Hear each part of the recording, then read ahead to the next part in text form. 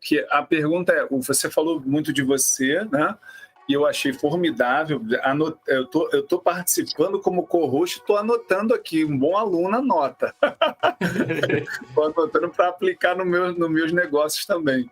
Mas a pergunta final sobre esse tema é o que é um bom líder? Na tua opinião, eu acredito até que seria bacana, Vladimir, você falar como se estivesse falando para alguém que está começando e ele pretende daqui a algum tempo, daqui a 2, 3, 5 anos, ter uma equipe, ter uma empresa que ande bem com as próprias pernas, né? O que seriam as características que você enxerga de um bom líder?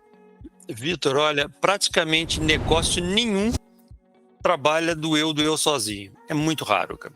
Existem alguns casos de laboratório, que é ele o microscópio, é ele trabalhando sozinho, mas, em geral, você vai trabalhar com gente. Então, a essência de um bom líder é você entender que você tem que entender que os seres humanos, todas as pessoas, são diferentes entre si. São pessoas que podem atingir os mesmos objetivos de formas distintas. É você compreender quais são os bloqueios e limitações das pessoas. Por que algumas pessoas não têm coragem e outros têm? Por que algumas pessoas são mais ousadas e outros não?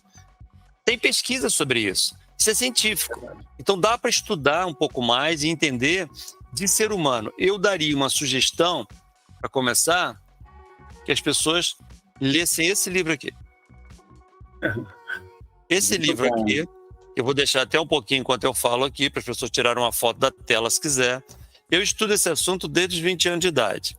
Esse é um conceito hindu que fala que no mundo só existem 9 características de comportamento. E aqui a gente começa a entender quem é quem.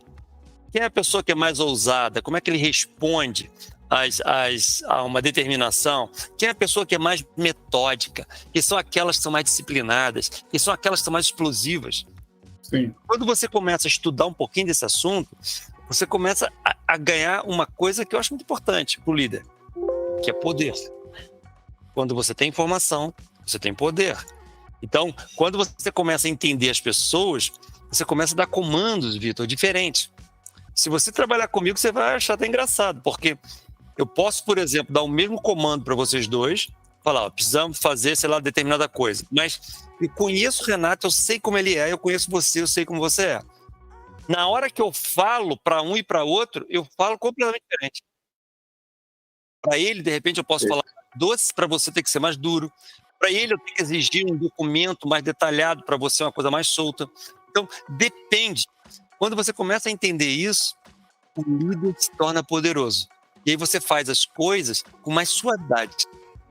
E aí, cara, você está, na verdade, mobilizando um exército. Aí o céu é o limite, cara. Sensacional. Só para deixar registrado, se tiver alguém com deficiência visual aí acompanhando o podcast, o nome do livro é A Sabedoria do Eneagrama. Isso. Eu só não consegui pegar o autor, mas pelo nome do livro, com certeza com um nome bem peculiar, a pessoa vai achar.